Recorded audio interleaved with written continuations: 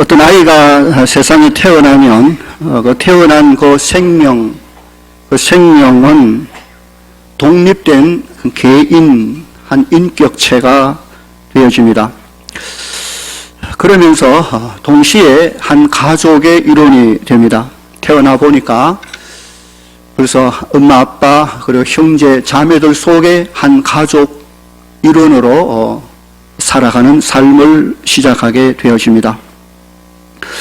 이것처럼 누구든지 예수님을 구주로 믿고 죄 용서받고 구원받아 하나님의 자녀가 되는 일은 철저히 개인적입니다. 오직 하나님 앞에 성령의 은혜 가운데 내 구원의 문제, 개인적 구원의 문제입니다. 누가 옆에서 손도 이끌고 또 다독거리며 도와줄 수는 있다 할지라도 결국 모두가 각자 하나님 앞에 자신의 죄를 회개하고 주님을 영접하여 자신의 믿음으로 자기 영혼이 구원을 받는 것입니다. 구원은 철저히 개인적 하나님 앞에 자신의 문제입니다. 어떤 사람은 자기 아내가 아주 신앙이 좋아서 나중에 천국 갈 때 자기는 아내 치마 자락만 딱 붙들면 천국 갈 것 같은 착각을 하는데 전혀 그럴 수가 없습니다. 구원받은 공동체 속에 내가 들어가 있으면 자동적으로 따라 천국을 갈 것 같지만 그럴 수 없습니다.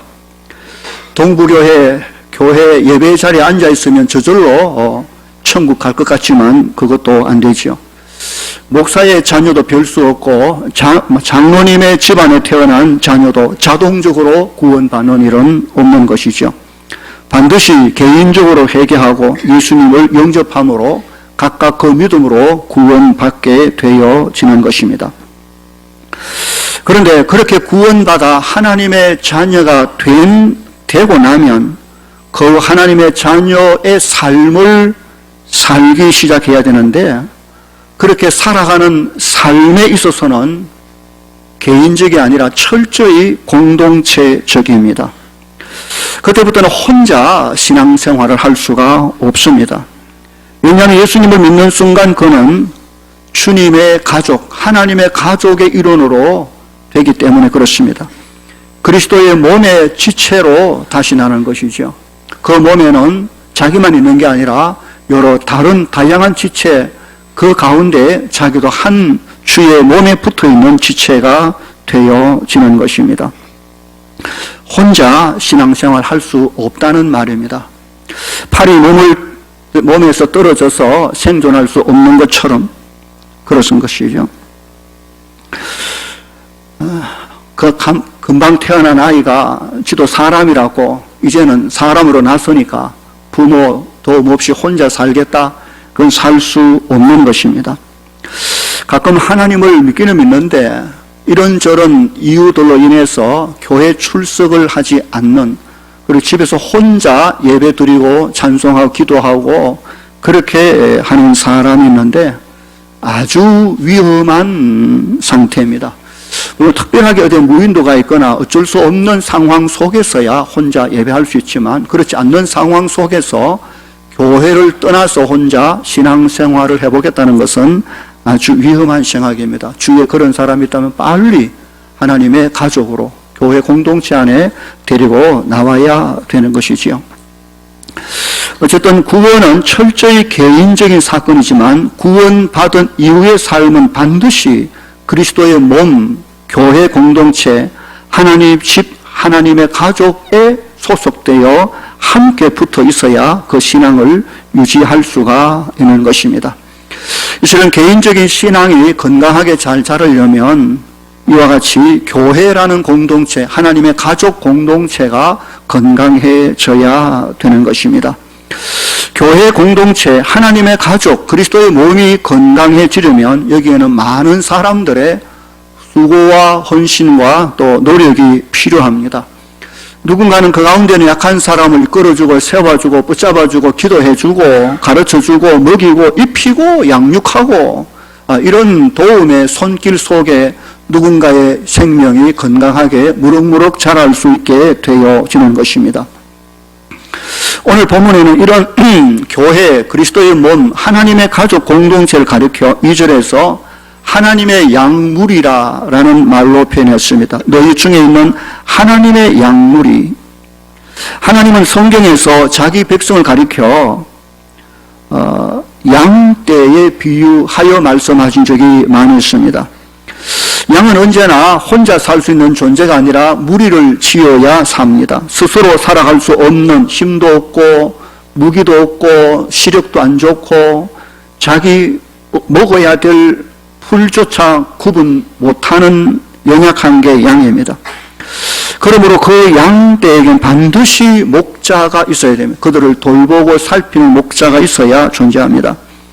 만약 어떤 양이 무리에서 떨어지거나 목자가 없는 양떼가 있다 하면 그것은 곧 이리 때에 공격의 대상이 되고 이리저리 흩어져 곧 멸망하고 굶든지 죽든지 하고 말 것입니다. 오늘 본문은 이런 하나님의 교회, 하나님의 가족, 하나님의 양무리를 돌보고 치는 자들, 소위 목자들에 대하여 권면하는 1절부터 4절까지 말씀과 그리고 그 양무리들, 그 목자들의 가르침을 받는 양무리들에게 권하는 5절에서 6절까지의 말씀으로 구성되어 있습니다. 본문 1절에서 너희 중 장로들에게 권하노니라고 했습니다. 여기 장로라는 직분은 구약 성경 출애굽기 시대부터 있어온 오래된 직분입니다. 장로라는 것은 연장자, 나이가 많고 지도력이 있는 한 시족, 한 공동체를 이끌 수 있는 덕망을 갖춘 그런 지도자를 말합니다. 이스라엘 공동체에는 이런 장로가 늘 있어 왔습니다. 그런데 이 장로의 직분이 신약 교회에 들어오면서도 그대로 계승되고 있음을 보여주는 것이죠. 예수님 십자가에 죽으시고 부활하시고 성천 후에 성령께서 오셨습니다. 사도들이 성령의 충만함을 받아 이 땅에 교회를 세웠을 때 여기저기 예수님을 믿고 구원받아 모여 그리스도의 몸 교회 공동체가 탄생되었을 때 그 교회 안에는 구약처럼 자연스럽게 장로라는 그런 덕망 있는 영적 지도자가 있게 되어지고 그들로 말미암아 그 공동체를 다스리고 살피는 일을 해온 것입니다. 이들이 바로 장로입니다. 장로. 나중에 교회가 발전하면서 이 장로의 직분이 하나님의 말씀을 가르치는 목사, 감독으로 나누어지고 또 하나는 교회를 치리하는 장로로 나누어져 오늘날까지 그렇게 내려오고 있습니다. 어쨌든 이 장로라는 직분은 교회 공동체, 하나님의 목장의 양떼를 돌아보기 위한 가르치고 섬기기 위하여 하나님이 세워주신 직분인 것을 기억해야 됩니다. 오늘 본문에 장로에 대하여 권하는 내용이지만 사실상 교회 양떼를 섬기는 직분은 장로만 있는 게 아니지요.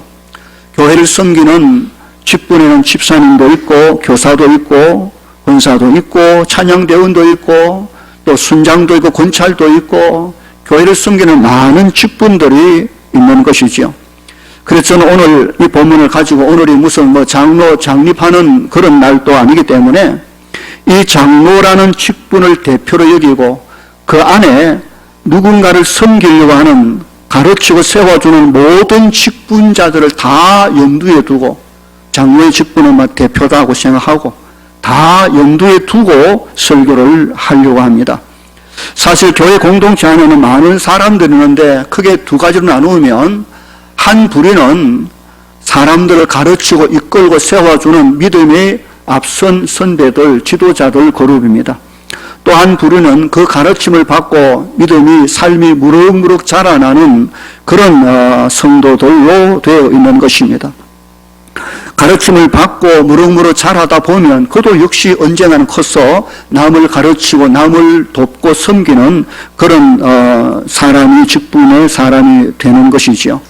그렇게 보면 성도는 누구라도 교회 안에서 또는 가정의 세상에서 누군가를 섬기는 즉 섬기는 일을 하지요. 그 일을 직분이라고 말합니다. 하나님의 일꾼이 되어 가정에서 부모가 되어 자녀를 키우는 것도 하나님이 주신 직분이고, 세상에서 누구를 가르치고 세워주는 것도 하나님의 일꾼, 하나님의 직분을 받은 사람이지요. 교회에서 일하는 모든 성도는 사실상 서로를 돌아보고 서로를 살피고 세워주는 하나님으로부터 받은 직분을 가진 자인 것입니다. 그러므로 오늘 본문은 장로에게만 아니라 교회를 섬기는, 그리고 섬김을 받으며 자라는 우리 모든 성도들이 함께 들어야 될 말씀으로 적용하여 전하려고 합니다. 오늘 첫 번째 생각할 것은 장로, 즉 교회 안에서 다른 사람을 섬기는 지위에 있는 사람들의 자세, 그들이 가져야 할 태도인 것입니다. 소위 누군가를 세워주고 섬기고 가르치고 이끌 수 있는 지위에 있는 사람들이 가져야 될 태도인 것입니다. 세 가지로 말하는데 그 첫 번째로 1절에 보니까 나는 함께 장로된 자요 라고 말했습니다. 지금 이 말을 하고 있는 사람은 사도 베드로 사도입니다. 사도라는 직분은 예수님과 함께 다니고 그 말씀을 듣고 보고 십자가와 부활을 직접 본 사람들을 사도입니다. 그들은 초대교회에 교회의 기초를 놓는 중요한 일을 한 사람입니다. 그들은 특별한 직분을 받은 사람입니다. 단회적인 직분이기에 그들이 죽고 난 이후에 사도가 이 땅에 없는 것입니다. 당시 교회를 세우기 위한 특별한 직분으로 세워진 자들이 사도라는 특별한 직분입니다. 그러므로 사도는 장로가 아닙니다. 뿐만 아니라 장로 역시 사도가 될 수가 없는 것입니다. 그런데 사도인 베드로가 지금 장로들을 향하여 말하기를 나도 함께 장로된 자요 라고 말한 이 말 속에는 중요한 의미가 있는 것입니다. 무슨 뜻으로 이 말을 했을까요? 장로, 당신들은 장로가 아니지만 나 특별한 사도직만큼이나 중요하고 소중한 자임을 잊지 말라 하는 뜻으로 한 말인 것입니다. 사도와 장로는 직분이 서로 다르지만 사실상 하나님 앞에 주의 교회 공동체를 섬기는 일에는 똑같이 중요하고 소중하다는 걸 기억해야 되는 것입니다. 다시 말하면 장로 위에 사도가 있는 게 아니지요. 역할이 다를 뿐 사도 밑에 장로가 있는 게 아닌 것입니다. 오늘날 목사와 장로는 분명히 다릅니다. 목사는 목회를 하고 설교를 하는, 그래서 신학 공부를 하고 그 자격을 가지고 목회를 하는 사람입니다. 장로는 그렇지 않지요. 교회에서 하나님께서 성도를 통하여 감독으로 세워준 직분, 성도를 다스리는 자입니다. 서로 맡은 역할이 다르지만 그 중요성은 하나님 앞에 똑같다는 말을 하고 있는 것입니다. 장로는 목사가 아니지만 목사만큼, 아니 목사와 동일한 중요성을 가지고 있다는 사실을 지금 말하고 있는 것입니다. 목사 밑에 장로가 있는 게 아닙니다. 장로 위에 목사가 있다라는 생각을 가졌다면 그는 지금 병든 지식, 잘못된 지식을 가지고 있는 것입니다. 장로와 집사를 비교해 보십시오. 누가 더 중요합니까? 물어보나 마나 똑같이 중요합니다. 집사 위에 장로가 있고 장로 밑에 집사가 있다라는 생각을 가지고 있다면 그 사람은 성경적으로 병든 신앙을 가지고, 시각을 가지고 있는 사람이 틀림없습니다. 분명히 목사와 장로와 집사의 질서, 교회의 행정을 위한 질서는 존재하지만 서로의 맡은 역할이 다를 뿐 하나님 앞에 그 각각 소중함은 동일하다는 생각을 반드시 가져야 되는 것입니다. 장로의 사역이 감독의 직분이라면 집사의 사역은 온 교회 구석구석 재정과 사역과 건축, 건물과 구제와 서무와 이 모든 일들을 진짜로 중요한 일을 하는 사람들이 집사이기에 집사의 중요성이 장로의 중요성보다 하나도 뒤질 게 없다는 것을 보여줍니다. 서로가 인정하고 서로가 존경하고 서로가 협력해야 될 하나님의 교회 동력자이지 이것을 서열적으로 계급적으로 바라보는 시각을 가졌다면 그건 아주 잘못입니다. 목사와 주일학교 교사와 비교해 보십시오. 누가 더 중요합니까? 여러분, 이 질문 자체가 완전히 틀려먹었습니다. 누가 더 중요하다며? 똑같이 하나님의 말씀을 가르치고 하나님의 일을 하는 사람임을 인식해야 됩니다. 팔과 다리를 놓고 어느 게 더 중요합니까? 그 말 자체가, 질문 자체가 틀린 것입니다. 머리가 중요합니까? 몸이 중요합니까? 어느 게 다 중요하지 뭐가 더 중요하겠습니까? 마치 이것은 어린아이를 놓고 엄마 좋니? 아빠 좋니? 뭐가 더 좋습니까? 질문 자체가 틀린 것이지요. 다 소중하고 중요한 것입니다. 천국에서 누가 상급을 더 많이 받습니까? 목사이니까, 장로이니까 당연히 집사보다 더 받는다고 생각하십니까? 그렇지 않지요. 누가 더 하나님 앞에 충성하느냐의 문제인 것입니다. 목사와 순장과 권찰, 다른 직분과 서열적으로 절대로 비교하지 마시기 바랍니다. 자기의 받은 직분을 가장 소중하게 여기는 것이 중요합니다. 저는 목사의 직분을 받았으니 이 직분을 가장 소중하게 여기고 이 일에 충성할 것입니다. 장로와 집사와 교사와 창년대 순장과 기타 모든 직분자들도 자기가 맡겨진 직분의 사부심을 가지고 충성해야 될 것입니다. 누가 천국 가서 더 영광스러운 상급을 받을 것인가? 저와 여러분 각자가 서로 선한 의미에 경쟁할 필요가 있습니다. 목사니까 당연히 무슨 상을 따놓은 것처럼 천만에 만만해요. 누가 천국에 가서 더 하나님 앞에 칭찬받을 것인지 함께 해보자는 것이지요. 여러분이 여러분의 맡겨진 직분에, 저는 저의 맡긴 직분에 누가 더 충성스럽게 일했느냐, 하나님은 그걸 보실 것입니다. 담임 목사와 부목사와 전도사의 차이를 어떻게 보십니까? 계급적으로 목사 밑에 부목사, 담임 목사 밑에 부목사 있고 부목사 밑에 전도사가 있다고 보시면 그는 지금 아주 병들고 잘못된 시각을 가지고 있는 사람인 것입니다. 각기 맡은 역할과 지위가 다르지만 하나님을 섬기는 그 중요성, 그 사역에 있어서 너무나도 똑같다는 사실을 바라봐야 됩니다. 목회자를 바라보는 시각을 고쳐야 됩니다. 왜 똑같이 못 봅니까? 왜 하나님의 동력자인데 목사와 장로와 집사와 교사와 부엌에서 일하는 모든 사람의 수고를 왜 동일하게 보지 않고 왜 그걸 차별을 두어 봅니까? 왜 목사만 영광을 받아야 되고 집사는 영광에서 제외될 사람입니까? 그렇지 않지 않습니까?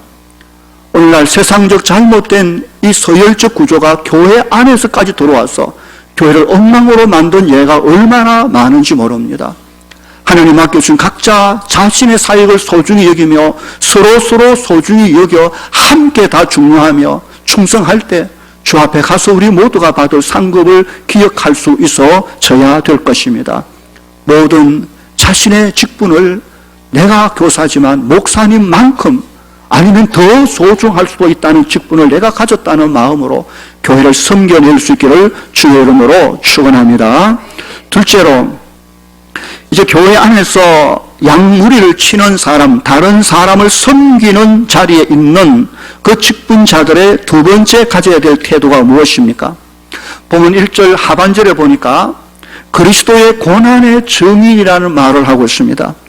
그리스도의 고난이라는 것은 그리스도께서 우리의 죄를 위하여 십자가 위에서 고난받으시고 살찌고 피 흘려 죽으신 희생을 말하는 것입니다.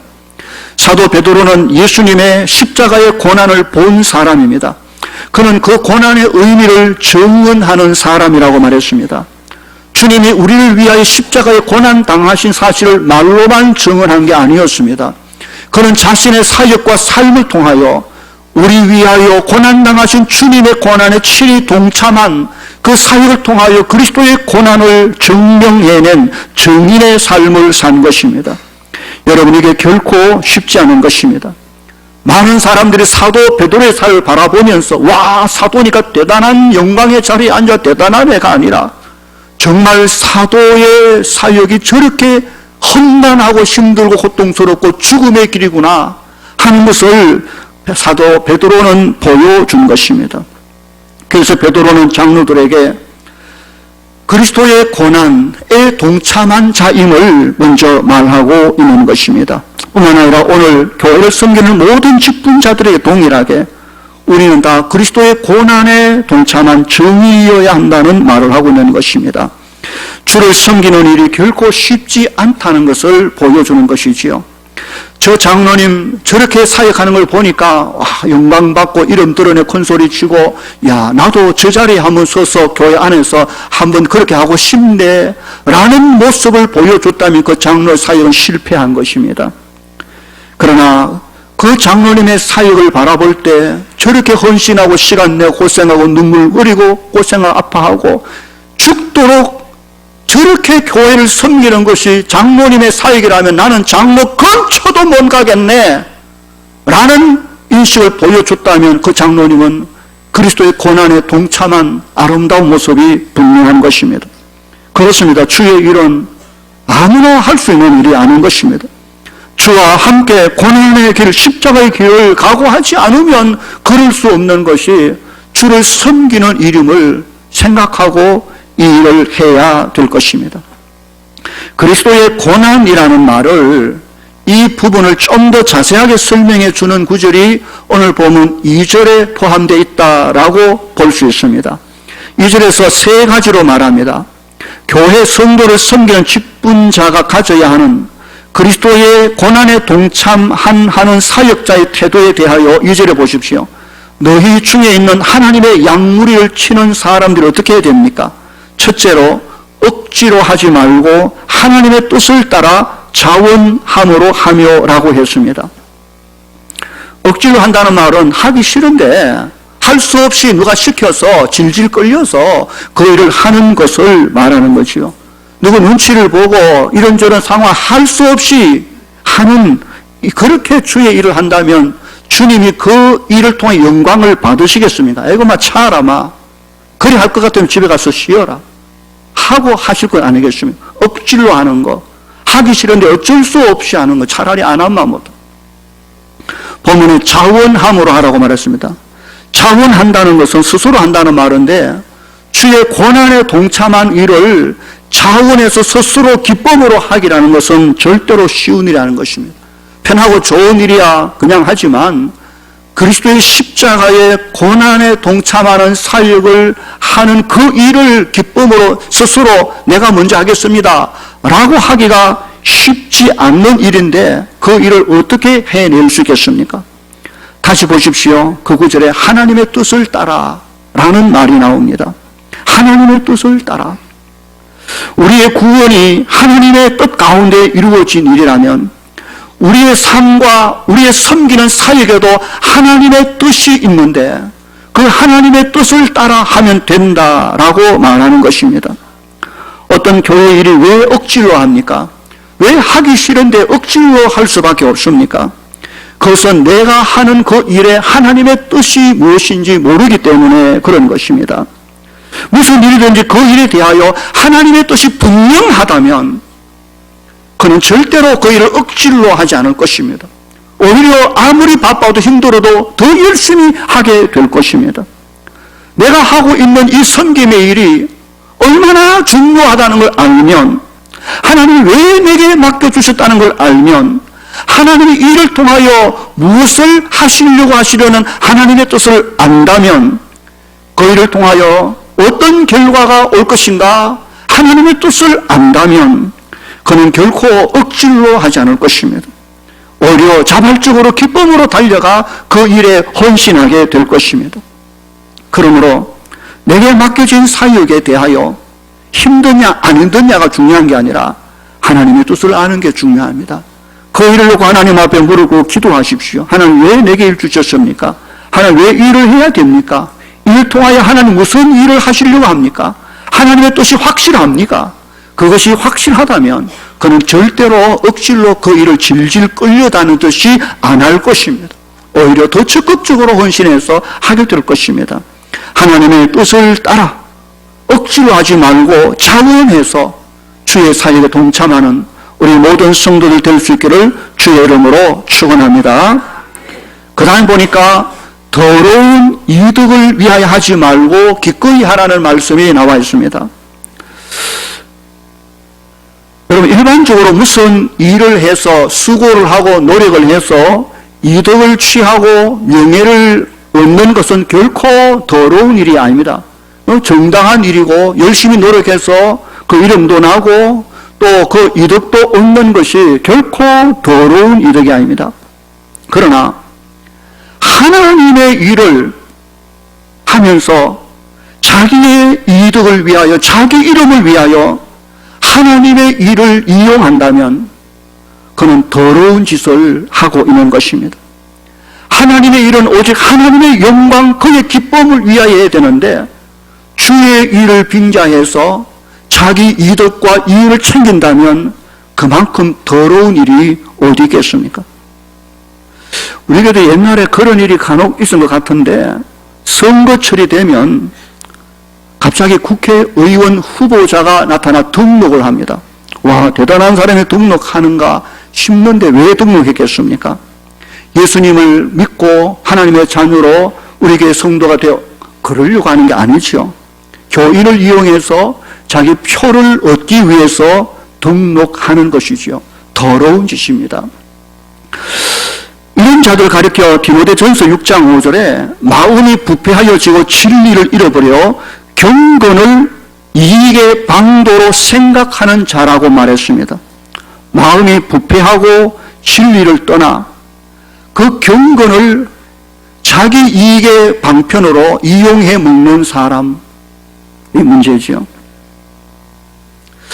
저도 사실 이 말씀에 찔린 적이 있습니다. 예전에 저는 이런 일로 한번 깊이 생각을 한 적이 있습니다. 목사로서 사역을 하면서 저는 교회로부터 지금까지 제 생활비를 보장을 받습니다. 왜냐하면 목사로 다른 직업을 가질 수 없기 때문에, 이 일에 전념하기 때문에 교회가 제 생활비를 보장해 주는 것입니다. 그런데 만일 그런 일이 없었지만 만일 제가 생각을 해본 것이죠. 교회가 어려워져서 제게 주던 생활비를 더 이상 줄 수 없다면, 아니 안 주는 건 아니지만 절반으로 뚝 이렇게 깎았다면, 그래도 나는 이 교회에 이 목사의 사역을 계속할까, 아니면 그 월급을 합당하게 주는 다른 교회로 가야 될까, 많은 생각을 한 적이 있습니다. 만약에 교회가 어려워 목사에게 생활비를 줄이거나 안 주기 때문에 더 이상 내가 이 교회 사역을 할 수 없고 다른 데 가야 되겠다라는 내 자신을 깊이 생각하니, 아, 사꾼이구나. 그런 생각이 확 밀려듭니다. 돈을 주면 사역하고 돈을 안 주면 버리고 사꾼이죠. 저는 그런 사꾼이 되기 싫어서 일찌감치 교회가 주는 생활비에 아예 신경 쓰지 않기로 작정하고 살았습니다. 그런 일이 없었지만 만일 그 일로 말미암아 생활이 어렵고 힘들어질 수 있다면 그거야말로 그리스도의 고난에 동참하는 축복이 아닐 수가 없다라는 생각을 하게 되어지는 것입니다. 더러운 일을 위하여 하지 말고 기꺼이 헌신하라 하는 말씀을 교회를 섬기는 모든 사역자들이 기억해야 될 것입니다. 실제로 3절을 보십시오. 맡은 자들에게 주장하는 자세를 하지 말고 양무리의 본이 되라는 말씀을 하셨습니다. 왜 맡기워진 자들에게 주장하지 말아야 됩니까? 그것은 맡기운 자, 내게 맡겨진 자들, 하나님이 내게 맡겨준 자들, 이들은 내 것이 아니라 내 것이 아니기 때문에 그렇습니다. 그 양들은 하나님으로부터 맡겨진 하나님의 소유, 하나님의 것이기 때문에 그렇습니다. 그러므로 내게 맡겨진 사람을 섬길 때 그 사람에 대하여 내 마음대로 내 주장대로 해서는 안 되는 이유입니다. 혹 그를 향하여 야단을 치거나 무슨 일을 시킬 때 그 양떼의 주인인 하나님께 물어보고 그 일을 해야 되는 것입니다. 마치 내 양인 양, 내 소유인 양, 내 마음대로 주장하고 큰소리치고 이래라 저래라 할 수 없다라고 말하는 것입니다. 오히려 3절 보십시오. 어떻게 하라고 말합니까? 양무리의 본이 되라고 말합니다. 양무리 가운데 본이 된다는 의미가 무슨 뜻일까요? 그것은 그 역시 양 중에 한 양이라는 사실을 잊지 말라는 말입니다. 목사든 집사든 장로든 교사든 다 하나님 앞에 양들인 것입니다. 그 양들 중에 본이 되는 모범적인 양이 되라는 말입니다. 똑같은 양들인데 다른 양들이 보기에 아주 보고 따라할 만큼 1등 신자가 되라는 말인 것입니다. 새신자가 교회 등록해서 먼저 믿는 직분자들을 바라보면서 야, 저 사람처럼 믿음 생활하고 하면 나도 좋은 그리스도인이 되겠네 라고 하는 모범적인 그리스도인이 되라는 말입니다. 권사님을 바라보고 집사님을 바라보고 선생님을 바라보고 구역장을 바라볼 때 저 사람이 말하는 것처럼 저 사람이 신앙생활 하는 것처럼 하면 따라하기만 하면 나도 좋은 그리스도인이 되겠다 라고 살아가는 사역자가 양의 본인 것을 기억해야 됩니다.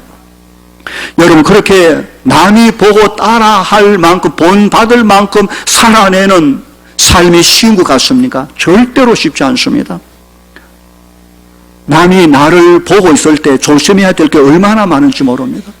말과 행동과 모든 데 대해서, 예배와 사역과 모든 데 대해서 본이 될 만한 삶을 산다는 것은 절대로 쉬운 이야기입니다. 진짜 어려운 것입니다. 이런 삶이 쉽지 않고 힘든다는 사실이야말로 그가 곧 그리스도의 고난에 동참하고 있는 삶인 것을 보여주는 것입니다. 그렇습니다. 누군가를 섬기는 일은 결코 쉽지 않습니다. 주께서 맡겨준 내 십자가를 지지 않고는 감당할 수 없는 사역이 교회를 섬기는 자입니다. 양무리를 치는, 누군가를 섬기고 돕는 교사든 집사든 장로든 목사든 누구든 할 것 없이 교회 안에 누군가를 섬김에 세워주는 그 삶의 사역 속에 이런 양무리의 본이 되고자 하는 노력과 수고가 있어져야 한다는 것을 말해주는 것입니다. 그 수고가 힘들수록 그는 지금 그리스도의 고난에 동참한 그리스도의 고난의 증인의 모습을 보여주고 있다는 것을 꼭 기억해야 될 것입니다. 자, 그 셋째로 이제 오늘 본문 1절에 다시 보십시오. 장로, 곧 교회에서 누군가 섬기는 직분을 가진 모든 성도들에게 권면하는 세 번째 자세가 무엇입니까? 그것은 나타날 영광에 참여할 자라고 했습니다. 여기에 영광이라는 것은 누군가가 섬김의 직분을 잘 했을 때 하나님이 주시는 상급 면류관을 말합니다. 하나님 반드시 그의 교회, 그의 사역에 충성한 자에 대한 면류관 상급을 주신다고 약속하셨습니다. 생명의 면류관을 주리라, 의의 면류관을 주리라, 하늘에서 너희의 상이 크니라. 목사도 장로도 집사도 권사도 교사 찬양도 누구라도 교회 일을 하면서 하나님 일을 하면서 하나님이 각자에게 주실 상급을 기대하고 바라보는 마음이 다 있는 것입니다. 우리는 그 상급을 받을 수 있도록 일해야 되는 것입니다. 그런데 보십시오. 하나님께서 그 상급을 언제 주신다고 했습니까? 오늘 그 영광이 나타날 영광이라고 분명히 말했습니다. 지금이 아니라 곧 나타날 그때 미래입니다. 이 말을 설명하는 것이 본문 4절입니다. 4절 보십시오. 그리하면 목자장이 나타나실 때에 시들지 아니하는 영광의 면류관을 얻을 것이다 라고 말했습니다. 여기 목자장은 누굽니까? 예수 그리스도. 그분이 오실 그때, 주의 재림의 때, 그때에 우리가 어디서 천국에서 받을 상급을 염두에 두고 하는 말입니다. 다시 말하면 그 상은 지금이 아니라는 말입니다. 지금은 고난의 증인으로 살아야 될 때인 것입니다. 그때 받아야 될 그 면류관을 지금 받아 챙기면 안 된다고 말하는 것입니다. 주님은 외식하는 바리새인들을 향해서 책망하시기를 사람에게 보이기 위해 기도하고 사람에게 보이기 위하여 구제하고 또 금식하고 하는 외식자들을 향하여 말씀하시기를 진실로 너에게 이르노니 그들은 자기 상을 이미 다 받았느니라. 그들이 땅에 사람에게 보이려고 노력했던 기도와 금식과 11조와 모든 상은 사람들이 아이고 잘하네요, 대단하네요, 굉장한 존경합니다, 뭐합니다 다 받아서 끝났다는 것이죠. 하늘에서 받을 상이 하나도 없다는 것입니다. 이 땅의 사역자를 서로 위로하고 때로 표창도 하고 때로 격려하고 때로 선물도 할 일이지만 너무 심하게 하면 안 된다는 것이죠. 하늘에서 받을 것을 땅에서 싹 다 받아낼 요량으로 하면 안 된다는 것이죠. 힘들어도 아껴놓고 천국에서 받을 그 영광을 바라보며 오늘을 묵묵히 교회를 섬기는 사역에 충성해 가야 함을 우리에게 보여주는 것입니다. 상은 반드시 있는데 주님 오실 그때 천국에 쓰지 지금은 아닙니다.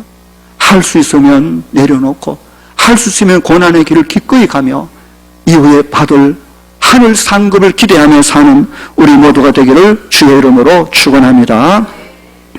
이제 마지막으로 볼 것은 5절과 6절입니다. 여기에 5절에 젊은 자들아 라고 말했습니다. 여기 젊은 자들은 나이가 젊은 어린 청년들을 말하기도 하지만 하나님의 양무리들 가운데 배워야 될 그리고 이끌림을 받아야 될 양떼를 두고 하는 말입니다. 교회 안에서 가르치고 세우고 인도하는 장로, 지도자와 대비해서 그들로 말미암아 가르침을 받고 배우고 성장해야 될 양떼들 모두를 대표해서 젊은 자들아 이렇게 볼 수 있는 것입니다. 그렇다면 이렇게 배우고 듣고 자라야 될 양떼들의 자세가 어떻게 해야 됩니까? 본문을 보십시오. 이와 같이 장로들에게 순종하고 어디 장로들 뿐이겠습니까?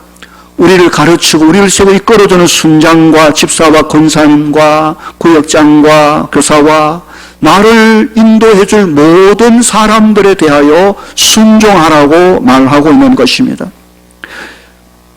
그들에게 순종하되 다 서로 겸손으로 허리를 동이라. 이 겸손이라는 말이 3번이 나옵니다. 겸손은 자기를 낮추는 것입니다.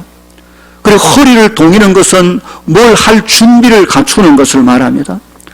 장로들에게 나를 위해 기도해주고 나를 가르쳐 이끌어 주려고 나를 섬기는 그들에 대하여 우리가 어떻게 해야 됩니까? 내 자신을 낮추고 그들이 나를 가르치고 도와줄 모든 것을 받아들일 준비를 하라는 말이 겸손으로 허리를 동이라는 말로 설명하고 있는 것입니다. 교만이 뭡니까? 교만은 자신을 높이는 것입니다. 다시 말하면 그렇게 나를 가르치려고 도와주는 사람 앞에 나는 당신 도움 필요 없어. 나는 내 알아서 다 할 거요. 필요 없어. 자기를 높이는 그 사람은 하나도 들을 것도 없고 배울 것도 없는 받은 은혜도 다 쏟아부리는 하나님이 그를 대적하신다고 말씀한 걸 기억해야 될 것입니다. 하나님의 은혜는 겸손한 자에게 자기를 낮추고 허리를 동여 배우려고 준비하고 받아들이려고 준비하는 그 마음속에 하나님의 은혜가 차곡차곡 임하는 것입니다. 하나님의 은혜는 하나님이 나를 위해 세우진 사람들을 통하여 주어집니다. 말씀을 가르치는 사람을 통하여 하나님의 은혜가 우리 속에 임합니다. 내 삶을 채찍질하고 인도 가르치는 선배와 스승과 직분자들의 수고를 통하여 하나님의 은혜가 내 삶과 심령에 차곡차곡 채워지는 것입니다. 6절 보십시오. 하나님의 능하신 손 아래서 겸손하라. 여기 하나님의 능하신 하나님의 능력의 손이 무엇입니까? 다름 아닌 하나님이 세운 직분자들입니다. 하나님이 장로를 세우고 목사를 세우고 집사를 세우고 권사를 세우고 교사를 세우고 구역장을 세우고 여기저기 사람을 세워서 누군가를 일으키고 보호하고 도와주는 그 사람들이 하나님의 능한 손인 것입니다. 그 손 아래 겸손히 하고 허리를 동여 그들의 지도를 받고 그들의 가르침을 받고 그들의 채찍을 받으며 잘할 수 있는 준비를 늘 하고 있으라는 것입니다. 저를 잘 가르치십시오. 제가 배우겠습니다. 저는 아직 잘 모릅니다. 때로 나를 야단쳐 주십시오. 나를 좀 채찍질하여서라도 나를 바로 서게 해 주십시오. 내가 준비하고 있겠습니다. 이것이 양떼의 태도며 자세인 것을 보여주는 것입니다. 그렇게 자신을 낮추고 하나님의 은혜를 가슴 삶 속에 받을 때가 되면 하나님이 그를 높여 주실 것이라고 약속했습니다. 하나님의 은혜 가운데 하나님이 높여준 그 사람이 진짜 높은 사람이고 그 사람이 진짜 존귀한 사람임을 기억해야 됩니다. 자기가 자기를 높이는 것이 아니라 하나님이 높이는 사람, 그는 자신을 낮추어 하나님의 은혜를 채우는 사람인 것입니다. 이런 양떼가 될 때 그가 무럭무럭 자라게 되고 그가 나중에 또한 누군가를 가르치고 세워주는 자리에 서게 되어지는 것입니다. 교회는 그런 구조로 되어 있습니다. 아무리 많아도 누군가를 이끌어주는 믿음의 선배가 있고 그 이끌림을 받아 자라는 후배가 있는 것이지요. 그렇게 해서 한 공동체가 건강하게 성장해 간다는 사실을 기억해야 될 것입니다. 너희 중 장로들에게 권하노니, 아니 오늘 모든 직분을 가진 자들이 들어야 할 말씀이며 모든 성도가 함께 들어야 할 말씀인 걸 기억할 수 있기를 바랍니다. 우리는 다 하나님 앞에 동력자들입니다. 우리는 그리스도께서 우리를 위해 고난 받으신 고난의 삶들을 보여줄 수 있어져야 될 것입니다. 우리 앞에 놓여진 상급은 직업이 아니라 하나님 나라 천국에서 그가 주실 것입니다. 이 땅에서 절제하고 이 땅에서 고생하고 충성하는 그 충성이 결국 하나님 앞에 존귀한 자로 세울 것입니다. 이 말씀 붙들고 믿음으로 주의 공동체를 건강하게 세우고 그 안에 모든 성도들이 영육간에 잘 자라가는 우리 동북에 될 수 있기를 주의 이름으로 축원합니다. 기도하십시다. 하나님 말씀 붙들고 잠시 1분이라도 여러분 소리내서 기도하시기를 바랍니다. 우리 중에 어떤 사람은 누군가를 가르치고 이끄는 지도자의 자리에, 교사의 자리에 있고, 우리 중에 어떤 사람은 그들의 도움을 받고 자라야 될 위치에 있을 수도 있습니다. 가르치고 배우고 교회가 그렇게 해서 건강하게 성장해 갈 것입니다. 가르치는 자가 각오해야 될 태도가 무엇입니까? 배우는 자가 가져야 될 태도가 무엇입니까? 이 시간 말씀 붙들고 주여 그런 은혜를 주셔서 우리 교회가 건강하게 성장하고 이 안에 나의 믿음도 튼튼하게 자라갈 수 있도록 도와주시옵소서. 당그 통성으로 기도하겠습니다. 걸어가신 아버지 하나님 은혜와 사랑을 감사합니다. 성령님 도우소서. 사꾼의 자리에 서지 않기를 원합니다. 주님 인도하여 주옵소서. 주장하는 자세가 아니라 본을 보이게 하여 주시옵소서. 주님 영광 받아 주시기를 바라고 소원하옵나이다. 주님 인도해 주시옵소서. 역사하여 주시옵소서. 하나님이여 억지로 하는 것이 아니라 주의 뜻을 따라 자원함으로 하게 하시고 이덕을 위하여 아니라 주의 영광을 위하여 하게 하옵시고 양문의 본이 되는 삶을 살게 하시고 그 모든 사역자들의 그 지도를 잘 받으며 살아가는 저희들 되게 하여 주시기를 바라고 소원하옵나이다. 하나님 인도하여 주옵소서. 주님 영광 받아 주시옵소서. 영광의 주님 감사합니다. 교회 공동체 안에 구원받은 백성의 건강함을 위하여 하나님이 세워준 귀한 믿음의 사역자들을 붙들어 주옵시고 저들이 맡겨진 자들을 잘 섬겨낼 때 주의 뜻이 어떠함을 분명히 알고 기쁨으로 일을 하게 해 주시기 원합니다. 행여나 주의 사역에 하나님이여 물질과 자신의 이름과 명예와 바꾸는 일들이 있지 아니하도록 주님 도와주시옵소서.